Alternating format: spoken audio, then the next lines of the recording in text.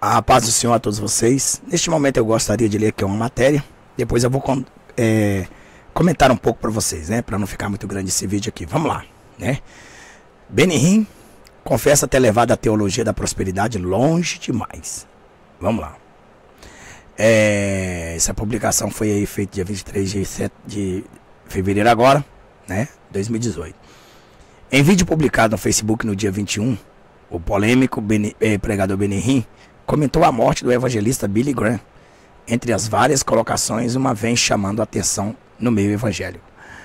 O menino, ao mencionar, né, a influência que o ministério de Graham teve sobre sua vida, Hinn fez uma espécie de meia-culpa, né, e admitiu ter levado a teologia da prosperidade longe demais. Somos atacados por pregar a prosperidade, embora ela esteja na Bíblia, explicou, mas acho que algum de nós a levamos a um extremo e não é o que a palavra de Deus ensina. Sem citar nomes, lembrou que não é o único a ter feito isso. Acho que sou tão culpado quanto os outros pregadores. Às vezes você acaba indo um pouco além do que realmente precisava. Então que Deus nos traz de volta. Então que Deus nos traz de volta à normalidade e à realidade, assegurou. Justificou-se dizendo que quando aprendeu sobre isso quando era mais novo e repetiu a pregação, fui influenciado pelos pregadores que ensinavam isso naqueles tempos. Mas, como estou mais experiente, fico pensando, espere aí, você sabe que isso não se encaixa totalmente com o que diz a Bíblia e com a realidade? Então o que é prosperidade? É não passar necessidade. Eu já disse isto antes. Jesus dirigia um carro ou vivia em uma mansão? Não é ele? Não. Ou seja, não. E ele não passava necessidade. E os apóstolos? Ninguém passava necessidades. Mas hoje em dia, a ideia é ter abundância e casas que parecem palácios, carros e contas bancárias. O foco está errado, muito errado, desabafou. Além de explicar que não possuía mais jatinhos, negou que tenha acumulado uma fortuna de 40 milhões de dólares. Finalizou dizendo que é um erro pensar que a prosperidade é o que Deus quer. Está na hora de viver biblicamente. Então tudo se resume a uma coisa só. Se amarmos ou não a Jesus. Se amamos ou não a Jesus. Se amamos a Jesus, tudo o que fazemos é falar sobre ele. Se não a amamos, então falamos sobre outras coisas. Resumiu. Bom, na verdade, vocês viram aqui, né, uma passagem desse chamado Benny Hinn, né? Bom, vamos aqui só verdadeiramente, rapidamente, rever algumas passagens, a qual, na verdade, eu aqui repudio. Então eu classifico esse vídeo, né, como o arrependimento de um traidor, né? O traidor arrependido, né? O traidor arrependido. Deixa já o seu like, não deixe de dar o like, inscreva-se no canal, compartilhe esse vídeo. E porque se você não der o like, você não recebe notificação. O YouTube não te reconhece que está acompanhando o canal. Muito obrigado aí pelos irmãos aí que têm inscritos no nosso canal. E Satanás ele tem se levantado para tentar destruir o canal, para tentar acabar com o canal. Mas graças a Deus, a porta que Deus abre, nem homem, nem diabo nenhum tem poder de fechar. Vamos lá. E enquanto eu estiver respirando e o Senhor me quiser aqui, eu estarei aqui. A missão dele não pode ser deixada de ser feita. Em vídeo, como ele diz, publica aí no Facebook dele, que já sabemos que todos que têm Facebook com certeza estão na malha do anticristo, né? Então esses aí pertencem a eles. Até você mesmo que vai ficar para trás, né, será perseguido, como você já sabe nos meus vídeos. Ele aqui se arrepende de ter levado ao meio evangélico, né, a teolatria da prosperidade. Mas, entre aspas, se arrepende? Não, né? Ele só reconhece que ele está errado e pregou errado e envenenou milhares de vidas. Inclusive, as almas que, na verdade, já foram para o inferno, foi justamente por causa da infestação maligna que esses demônios usam esse tipo de pessoa para destruir, né, o povo de Deus. Veja que ao mencionar, né, que o ministério de Graham teve sobre sua vida Rim fez uma espécie de meia-culpa, quer dizer, ele tem uma culpa inteira, ele não tem só meia-culpa, ele tem uma culpa inteiríssima. E admitiu ter levado a teologia da prosperidade longe demais. Bom, para vocês que não sabem, é ele o mestre do Marco Feliciano, é ele o mestre do GG Truque, é ele o mestre do Edir Macedo, é ele o mestre desse Valdemir e outros aí. Bom, até onde eu sei que ele é mestre, eu sei desses aí, com exceção não 100%, mas que é claro que tudo indica, seja aí o Valdemiro também. Bom, Silas Malafaia também, né? Com esses outros aí, tal de Mondorque, tal de Moicerulo, que infelizmente se corrompeu. E vamos o que vamos. Então veja bem que ele fala que levou longe demais, né? Longe demais a sério, né? Essa prosperidade. Somos atacados por pregar a prosperidade, né? Claro, é óbvio. Nós não encontramos na Bíblia que deve se pregar prosperidade, né, terrena. Encontramos na Bíblia que deve pregar a prosperidade espiritual, celestial. Pois a Bíblia diz o quê? Buscai o reino do céu e a sua justiça, e as demais coisas vos serão acrescentadas. Buscai o reino dos céus e a sua justiça, as demais coisas vos serão acrescentadas. Então veja que a Bíblia fala assim, aonde está aí o teu tesouro, né, ou está o teu coração, aí está o teu tesouro, né? Então veja bem que as pessoas elas têm buscado, né, a prosperidade terrena, não a espiritual. Ele fala que somos atacados por isso, né? Somos não, né? Eles são atacados, né? Embora ele esteja na Bíblia, explicou, claro. Como que ele está na Bíblia? Ele está vivendo na época lá dos patriarcas. Pregar a Bíblia dos patriarcas é muito fácil, porque naquela época, nem mesmo Jacó, por exemplo, desejou a prosperidade. Ele só disse, Senhor, né? Quando ele fez o voto, ele disse, Senhor, só o que eu quero, comida, bebida, vestir e nada me falte, só isso. Então, era o suficiente. Todo cristão, ele deve ter o quê? Ele deve ter verdadeiramente uma mente dentro da palavra de Deus. Buscar primeiro o reino do céu e a sua justiça. A prosperidade terrena, ela afasta o homem de Deus. Não quer dizer que é pecado o homem ser rico. Mas quando um homem santo de Deus chega ao ponto elevado da riqueza, o seu coração não é preso no dinheiro. Veja que Deus pode provar a ele que para ele estando rico ou pobre, é a mesma coisa. Assim funcionou na vida de Ló.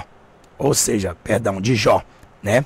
E então, Abraão também foi homem muito rico, milionário, né? Justamente por sua fidelidade a Deus. Então, só que esses homens de hoje, eles não têm nenhuma fidelidade a Deus. O negócio deles é trair Deus. Então, como que Deus vai prosperar ele? Então, a prosperidade deles são ilícitas, né? São aquelas que não é prosperada por Deus. São aquelas furtadas, saqueadas, roubadas, tiradas, a lã e as gorduras das ovelhas, como dizem em Jeremias 23. E o próprio Deus chama eles em Ezequiel capítulo 34 de cão gulosos.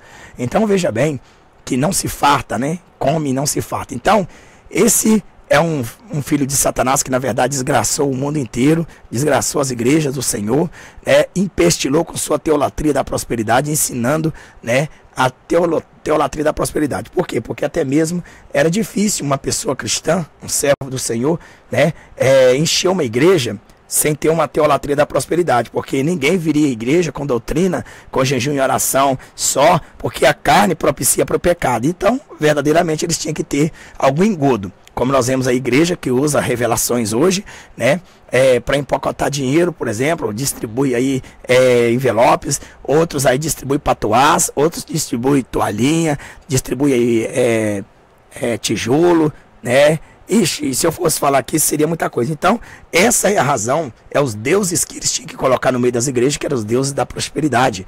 E nós vemos aqui que ele diz assim, mas acho que algum de nós a levamos aos extremos, e não é o que a palavra de Deus ensina. Então está aqui o arrependimento de um traidor, né? Está aí o arrependimento de um traidor que arrependeu tarde demais, né? Ah, mas Deus nunca, ele é benigno em perdoar. Sim, é benigno em perdoar quando você não fere o reino de Deus para destruir, né? Quando você não tem a ação que Satanás teve de arrastar uma terça parte do céu, aí, neste caso aí, Deus considera aí, neste caso, como uma blasfêmia contra o seu espírito, e esses não têm perdão. Então, quantas milhares de pessoas usou o engano, né? Hipnotizou, espírito de engano manifestou no seu show, né? show, maléficos, e ali o diabo trouxe a prosperidade, que eles ali fizeram os pactos, e agora eles se arrependem, mas só que o arrependimento deles é de Judas, né? Claro, é óbvio, né? Ele diz assim, sem citar nomes, lembrou que não é o único a ter feito isso. Acho que sou tão culpado quanto os outros pregadores. Então veja que ele viu que ele levou uma desgraça para o mundo inteiro e que agora não tem como revogar, não tem como voltar atrás, né? Às vezes você acaba indo um pouco além do que realmente precisava. E é então que Deus nos traz de volta a normalidade e a realidade. Não, na verdade, Deus não trouxe eles de volta à normalidade e à realidade. É que os dias, o sinal dos tempos está chegando, então ele caiu na realidade que ele foi o grande traidor da palavra de Deus. Ele traiu o reino de Deus, né? Ele foi usado pelo seu senhor Satanás para destruir, hipnotizando as pessoas, fazendo curas, milagres de mentiras, né? E trazendo a prosperidade, a teolatria da prosperidade, invocando espíritos malignos, né? Então veja bem que nós vimos os vídeos deles e todos. Justificou-se dizendo que quando aprendeu sobre isso, quando era mais novo, né, e repetiu a pregação, fui influenciado pelos pregadores que ensinavam isso naquele tempo. Se ele foi influenciado, porque ele continuou, né? Então a razão dele é que ele não queria parar, enquanto na verdade ele não enriquecesse. Mas como estou mais experiente, fico pensando, espere aí, você sabe que isso não se encaixa totalmente com o que diz a Bíblia ou com a realidade? Quer dizer, ele caiu na realidade, mas ele já sabia dessa realidade. Simplesmente isso aqui é um golpe, simplesmente para você pensar que ele é um santinho do Senhor, que houve um arrependimento. Não houve arrependimento, que eu vou te mostrar que não houve. Então o que é prosperidade? É não passar necessidade. Aqui que entra, irmão, né? Mais uma vez, ele com a teolatria da prosperidade. Olha aqui, o que é prosperidade? É não passar necessidade. Então a pessoa ela vai continuar buscando. Eu tenho necessidade de um carro. Carro não é necessidade, é uma utilidade, né? Necessidade é aquilo que te mantém você de pé, que te apruma, aquilo que te verdadeiramente coloca você na sociedade como ser humano. Um carro não te faz mais santo, né? E um carro não te deixa você mais de pé. Então, o que eu quero dizer é que quando ele passa aqui, então o que é prosperidade? É não passar necessidade. Eu disse isso antes. Quer dizer, bom, aí é que está ao contrário. A necessidade ela tem que ser passada sim. Claro que todo cristão passa necessidade. Quem falou que não? Eu vou distinguir que há duas diferenças. Passar fome, a Bíblia condena, pois a Bíblia diz que Davi diz assim, eu nunca vi um justo nem sua descendência mendigar o pão. Certo? Então, o que é passar fome? É você ir para debaixo da ponte buscar, pedir esmola, para a rua pedir esmola. Passar fome é você não ter nada que comer dentro da sua casa, na dica mesmo. Passar fome é você ir para o lixo, comer resto de comida, né? Viver assim, isso é passar fome, viver na miséria, né? Viver totalmente na miséria, isso é passar fome. Então nunca vi um justo nem sua descendência mendigar o pão, isso é mendigar o pão. Mendigar o pão é passar fome, né? Agora, o que é passar necessidade? Todo cristão passa necessidade. Nós vemos um exemplo, né, de Jesus Cristo. Ele foi multiplicar o pão. Veja que ele não tinha condições de chegar e dar comida para aquela multidão. Se ele fosse abundante em dinheiro, né, matrimônio do César, né, ou seja, os estartes, então é verdade que ele chegava e ia mandar Pedro, alguns jumentos trazer algumas comidas para aquele povo que estava ali. Então Jesus disse para Pedro, dá comida para esse povo. Pedro olhou e falou assim, Senhor, nem 200 denários daria para dar. Bom, eu estava lendo uma matéria que a matéria diz que um denário custava mais ou menos de 30 reais a 50 reais. Se a matéria está correta, é isso. Então veja bem que talvez Jesus deveria ter ali talvez uns 1.500 reais, né? Uns 1.500 reais, que não dava nem talvez 80 denários, 100 ou 30 denários ou 40 denários, né? As ofertas que ele, ali a contribuição que ele arrecadava ali era pouco, né? Então veja bem que ele não tinha condições de alimentar aquela multidão, assim como essas igrejas hoje têm. Hoje as igrejas têm. Se esses filhos do Acã, esses filhos da teolatria da prosperidade aí, né, esses filhos das trevas, se eles quiserem chegar e alimentar uma cidade e dar comida para todos eles, eles têm tranquilamente, ainda sobra milhões e milhões de dólares para eles, né? Então veja bem que a campanha da prosperidade deles é realmente para eles, né? Ele só prospera eles, mas os outros que ele tira as lãs, as gorduras das ovelhas e são cães gulosos. Então veja que até no ministério de Jesus não tinha dinheiro para sustentar eles, né? Então ele diz assim que, então o que é prosperidade? É não passar necessidade. Mentira dele. Passar necessidade o cristão passa assim. Quem falou que não? Né?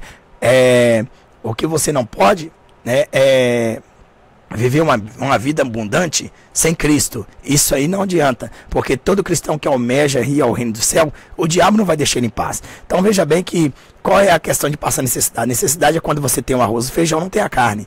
Tem a carne e o feijão, não tem o arroz. Tem a carne, o arroz e o feijão, mas não tem um suco, né? Então, quer dizer, você passa a necessidade daquilo para complementar, mas nunca passa fome, né? Se você, porventura, não tem na tua casa, você vai na casa do teu irmão, lá tem. Então você não passa fome, você passa necessidade. Ah, mas pedir ao irmão não é, não, né? Negativo, não é fome, não é mendigar. Pedir ao irmão é ó quão bom, quão suave é que os irmãos vivem união, até no partir do pão. É isso. Ele está indo na casa do irmão dele, ele não está indo na casa do estranho. Eles não estão indo mendigar o pão. Então, passar necessidade é bíblico, viu? Agora, o que não é bíblico é passar fome, né? Passar falta de alguma coisa. Ah, eu preciso de um carro para me ir até lá naquele lugar. Mas se tem ônibus, né? Deus te dá o dinheiro do ônibus, você vai de passagem de ônibus, né? Então veja bem que nós vemos verdadeiramente algo que na verdade não condiz. Ele é um mentiroso. Jesus dirigia um carro ou vivia em uma mansão? Não. E ele não passava necessidade. Olha aqui, né? Então veja bem que é lógico, naquela época, né, não existia carro, né?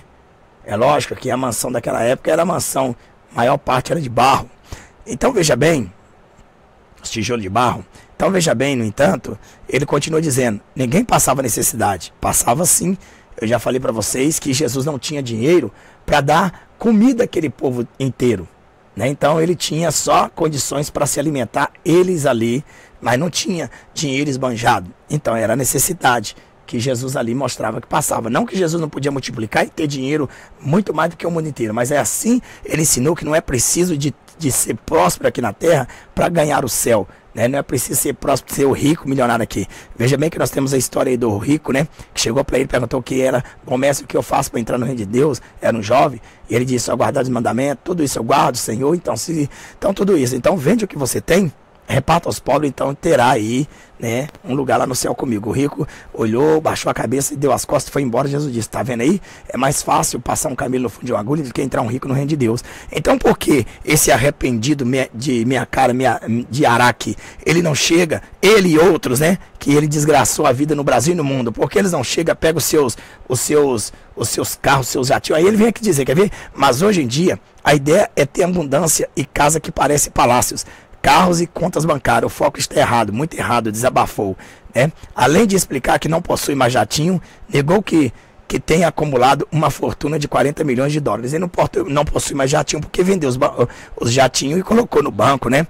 E então, porque se ele é um Judas arrependido, por que ele não vai lá agora, vende todos os seus bens, ele chama toda a mídia do mundo inteiro e diz, olha, Benihim resolveu repartir os bens dele e fazer aquilo que o jovem rico não fez. E o mundo inteiro vê, né?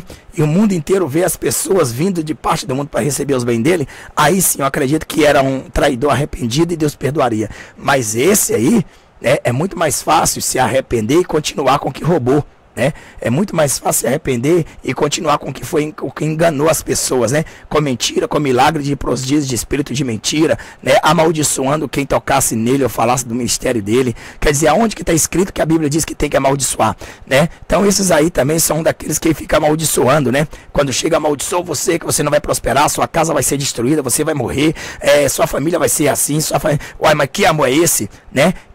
Quem faz isso tem diabo, quem faz isso tem demônio. Jesus jamais amaldiçoou alguém. A Bíblia diz, o próprio Cristo diz assim, ó, abençoai aqueles que maldizem, né? Então, do que adianta eu pregar o evangelho genuíno, dizer que Jesus está por mim, que Jesus, ele me ama, e eu estar ali amaldiçoando a pessoa. No meus vídeos você nunca vai encontrar eu amaldiçoando ninguém. Agora, pedir justiça, que Deus entre na causa entre mim e ti, isso é bíblico, né? Eliseu ali, ele pediu a vingança do Senhor, ele não pediu a própria vingança, por isso Deus agiu na hora. Então veja bem, que homem de Deus, que anda na presença de Deus, ele sabe muito bem como fala. Agora, quando ele chega a amaldiçoar as pessoas, igual esse Benihim, né, e outros, né, tem aí amaldiçoado, né, Agenor, o Valdemir e outros, né, tem amaldiçoado, esses aí precisam nascer da água do Espírito de novo. Na verdade, eles não conseguem mais, porque a mente deles já está cauterizado com o sangue do bode, né, com Satanás. Então eles vêm fingir que está se arrependendo, né? Quer dizer, o anjo das trevas mostrando de ser arrependido. Então, por que ele não pega esses valores dele, né? Que diz que não tem uma fortuna de 40 milhões. Claro que ele tem. Ele foi um dos que chegou e empestilhou essa desgraça toda no Brasil inteiro e no mundo inteiro, levando a teolatria da prosperidade e desviando o povo do foco. As pessoas vão na igreja justamente para buscar a prosperidade, né, da terra. E a Bíblia diz que nós devemos juntar tesouro no céu, não é na terra. Onde a traça corrói, aonde o ferrugem come, o ladrão rouba, é no céu que não podem acontecer, nem a traça corroer, nem o ferrugem comer, nem o ladrão roubar. Então veja bem que nós temos que buscar o reino do céu primeiro, né?